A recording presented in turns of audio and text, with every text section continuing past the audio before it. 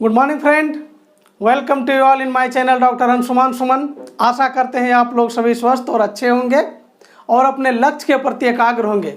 मित्रों, पिछली वीडियो में हम पढ़े थे भारत का पहला governor general Lord William Cavendish Bentinck के बारे में, और आज हम उससे आगे का 4 गवर्नर जनरल को पढ़ेंगे। उसके पहले कि हम डलहौजी को पढ़ें, इन 4 को कवर करना ज़रूरी था और डलहौजी को हम सेपरेट वीडियो में पढ़ेंगे। ऐसा इसलिए क्योंकि उस पर हमको विस्तार से चर्चा करना है। चलिए मित्रों, आज हम पढ़ेंगे 4 इम्पॉर्टेंट गवर्नर जनरल। बहुत ही आसानी से सरल शब्दों में इसको सीख पाएंगे। यहाँ से कई सारे प्रश्न पूछे जाते हैं, छोटा छोटा ध्यान रखेंगे तो गलती बहुत ही कम होगी। चलिए देखते हैं चार्ल्स मेटकॉफ के बारे में। चार्ल्स मेटकॉफ के बारे में अगर हम देखें तो बहुत ही जल्दी से सीख सकते हैं इसके तथ्यों को। यह गवर्नर जनरल था जिसका जन्म कलकत्ता में हुआ था। ठीक है मित्रों, अगर इसकी व्यक्तिगत जीवन की बात करें तो इसकी पत्नी भी सिख थी और इसके पिता कंपनी में मेजर पद पर तैनात था। तो चलिए, इसका पर्सनल जीवन था।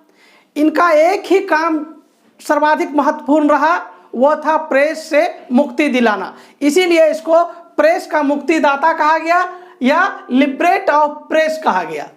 ठीक है, आप लोग को हम जब पंजाब राज्य बता रहे थे वहां बताए थे अमृतसर की संधि के बारे में कि अमृतसर की संधि 1809 ईस्वी में हुई थी। मित्रों, ये अमृतसर की संधि जो 1809 ईस्वी में हुआ था, उसका जो एक अधिकारी था वो चार्ल्स मेटकॉफ ही था। ठीक है मित्रों, आप हमको कमेंट बॉक्स में बताइएगा कि अमृतसर का संधि 1809 ईस्वी में किस गवर्नर जनरल के समय में हुआ था। अधिकारी चार्ल्स मेटकॉफ था, यानी संधि को संपन्न करने वाला कोई अधिकारी अगर पूछा जाएगा तो वो मेटकॉफ था, क्योंकि पंजाब का जो उत्तरदायित्व था, जिम्मेदारी था, मेटकॉफ के हाथ में था। तो ठीक है मित्रों, मेटकॉफ को समझने के लिए बहुत ही आसान है। एक अमृतसर की संधि को याद रखना है और सबसे इंपॉर्टेंट याद रखना है प्रेस पर से मुक्ति, प्रेस की स्वतंत्रता। ठीक है मित्रों, सॉरी, आगे देखेंगे ऑकलैंड, जिसका जो शासनकाल रहा 6 वर्ष के लिए 1836 से 42। उसके बाद हम लोग देखेंगे एलनबरो 1842 से 44, मात्र 2 साल के लिए। और लास्ट में आज का जो वीडियो होगा उसका भी 4 साल का होगा, हार्डिंग प्रथम का 1844 से 48 के बीच में। मित्रों, यहाँ पे अगर सीरीज करने के लिए पूछते हैं तो काफ़ी लोग कंफ्यूज कर जाता है इन 2 के बीच में, पहले ऑकलैंड या एलनबरो। चलिए, इस समस्या को आज हम सॉल्व कर देंगे। ऑकलैंड आप जब लिखते हैं मित्रों तो AUCKLAND होता है। यहाँ से आपको ए को ए मिल जाएगा। और एलनबरो जब लिखते हैं तो यह जो है ई से प्रारंभ होता है। अल्फाबेट में पहले ए आता है और उसके बाद ई आता है। तो इससे आपको यह चीज़ बिल्कुल पता चल जाएगा कि ऑकलैंड पहले है, एलनबरो बाद में है। तो इस प्रकार से तथ्यों को जब आप सेपरेट करके पढ़ना शुरू करिएगा तो कॉन्फिडेंस लेवल भी ऊपर जाएगा और कन्फ्यूजन भी कम होगा। तो आज से आप लोग जान गए ऑकलैंड पहले, एलनबरो बाद में। अब ऑकलैंड के बारे में पढ़ेंगे। ऑकलैंड के बारे में 2-3 चीज़ महत्वपूर्ण है। इन्होंने त्रिपक्षीय संधि किया। उस समय का एक भारत का शक्ति था, RSM यहाँ पे लिखे हैं, इसका मतलब है रंजीत सिंह। और इंग्लैंड, ENG मतलब अंग्रेज हो गया। और ये शाह शुजा, तो अंग्रेज, रंजीत सिंह और शाह शुजा के बीच में त्रिपक्षीय संधि हुआ था इसके समय में। दूसरा इंपॉर्टेंट काम था GT रोड, जो ग्रैंड ट्रंक रोड कोलकाता से दिल्ली तक 1839 ईस्वी में इसने मरम्मत करवाया था ऑकलैंड ने। ठीक है, तो आप लोग से क्वेश्चन पूछा जाएगा कोलकाता से दिल्ली के बीच में ग्रैंड ट्रंक रोड की मरम्मत किस गवर्नर जनरल ने कराया था 1839 ईस्वी में, तो आंसर होगा ऑकलैंड। ठीक है मित्रों, आगे आइए। आपको हम पिछली वीडियो में बताए थे कि विलियम बेंटिक ने क्या किया था, शिक्षा में सुधार किया था। कई प्रकार का सुधार, मैकाले कमेटी आया था और एक मेडिकल कॉलेज भी खोला था। कहाँ पे? कलकत्ता में। आप जानते हैं कि कंपनी के 3 प्रेसिडेंसी थे, एक कलकत्ता, दूसरा मद्रास और तीसरा बम्बई। ठीक है, तो कलकत्ता में ऑलरेडी खुल चुका था, बम्बई और मद्रास में ये मेडिकल कॉलेज खोल दिया। अब आगे देखते हैं एलनबरो के बारे में, ठीक है। तो एलनबरो का शासनकाल मात्र 2 साल का था। इसमें सबसे इंपॉर्टेंट बात क्या हुआ, एलनबरो मात्र 2 साल के लिए आया, लेकिन 2 महत्वपूर्ण काम किए ये। पहला तो जो ये ऑकलैंड था वो काम का अंजाम नहीं दे पाया था, उसको ये पूरा किया। वो काम क्या था, ऑकलैंड के समय ही सिंध पर अंग्रेजों का संघर्ष चल रहा था, लेकिन ऑकलैंड सिंध को नहीं जीत पाया और इसमें काफ़ी इसको क्षति पहुंचा था ऑकलैंड को और अंग्रेजी सेना को, इसलिए ऑकलैंड को वापस इंग्लैंड बुला लिया गया था। अब जब एलनबरो आया तो चार्ल्स नेपियर के नेतृत्व में सिंध का विलय 1843 ईस्वी में कर लिया। तो ये बहुत इंपॉर्टेंट है, बार बार ये क्वेश्चन पूछा जाता है कि सिंध का विलय किसके शासनकाल में हुआ, तो आंसर होगा कौन, एलनबरो। ठीक है मित्रों, अगर उसका सेना नायक पूछा जाएगा तो आंसर होगा चार्ल्स नेपियर। एक ये हो गया।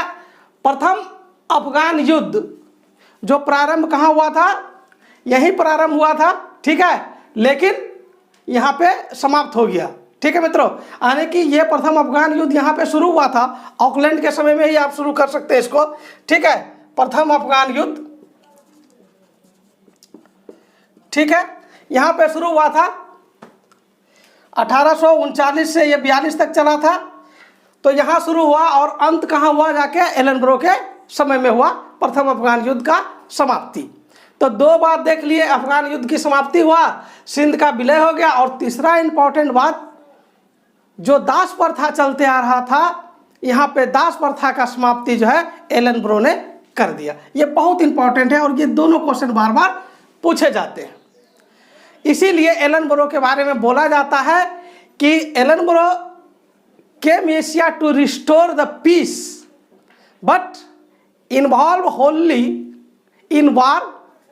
मतलब जब एलनबरो भारत में भेजा गया था तो यह सोच करके भेजा गया था एलनबरो आकर के एशिया में या भारत में शांति स्थापित करेगा, लेकिन आया तो पूरा होल टर्म जो है ये युद्ध में ही लगा रहा। ठीक है, तो चलिए एलनबरो के बारे में 2 इंपॉर्टेंट बात और एक ये तथ्य, इसको समझ गए। अब हम लोग देखेंगे हार्डिंग प्रथम को, जो आज के वीडियो का अंतिम गवर्नर जनरल होगा। बहुत ही आराम से समझेंगे। देखिए यहाँ पे क्या हुआ, इसका शासनकाल देखिए 1844 से 48 के बीच में है, 48 के बीच में है। मित्रों, हम जब पंजाब राज्य के बारे में चर्चा कर रहे थे वहाँ पे आपको हम बताए थे कि 1845 to 1846 there was a first Anglo Sikh war. तो पहला जो है प्रथम सिख जो और एंगल का युद्ध हुआ था ये इसी के समय में हुआ।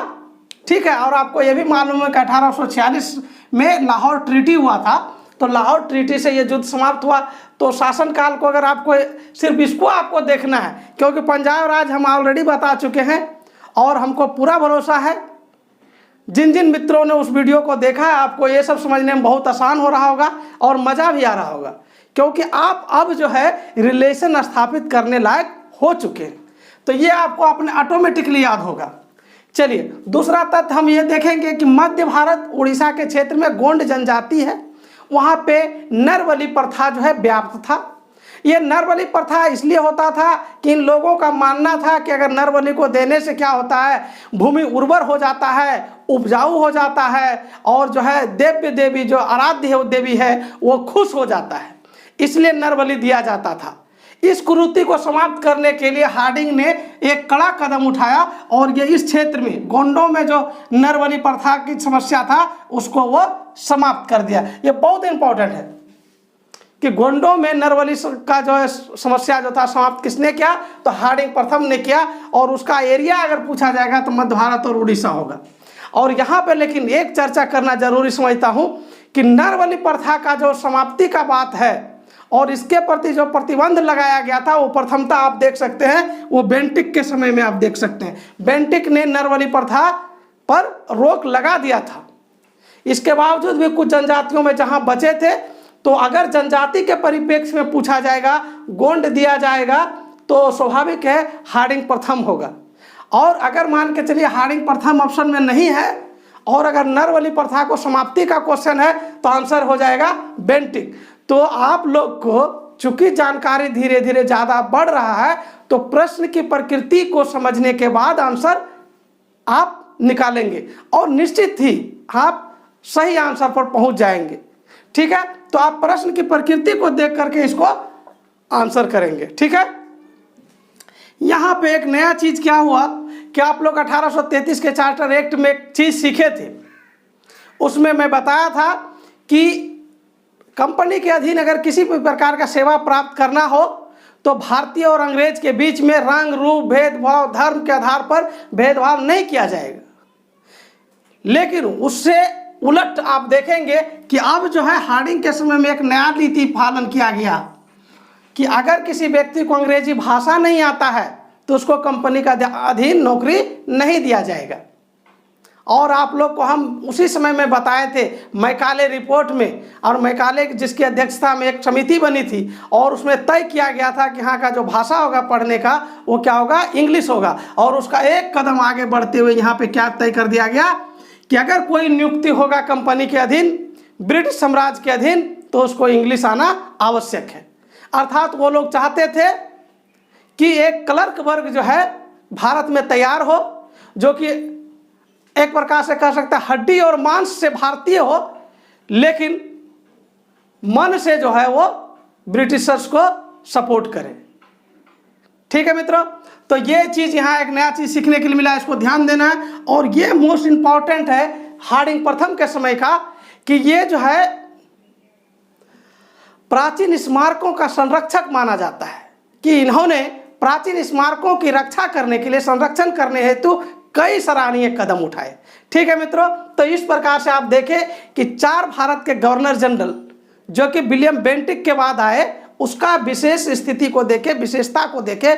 हम अगला जो वीडियो पढ़ेंगे डलहौजी, वो काफ़ी इंपॉर्टेंट और महत्वपूर्ण होगा। उसकी सारी तथ्यों पर हम विस्तार से चर्चा करेंगे, उसको जरूर से जरूर देखना है और बहुत ही गहन उस पर अध्ययन करना है, क्योंकि वहाँ से क्वेश्चन जो है बहुत ही पूछे जाते हैं। और साथ ही साथ आपको अंडरस्टैंडिंग अगर डेवलप करना है तो कुछ पिलर्स होते हैं, उसको समझना जरूरी है। उसमें एक पिलर आपको समझना होगा गवर्नर जनरल के रूप में लॉर्ड डलहौजी। ठीक है मित्रों, आज भर के लिए बस इतना सा ही।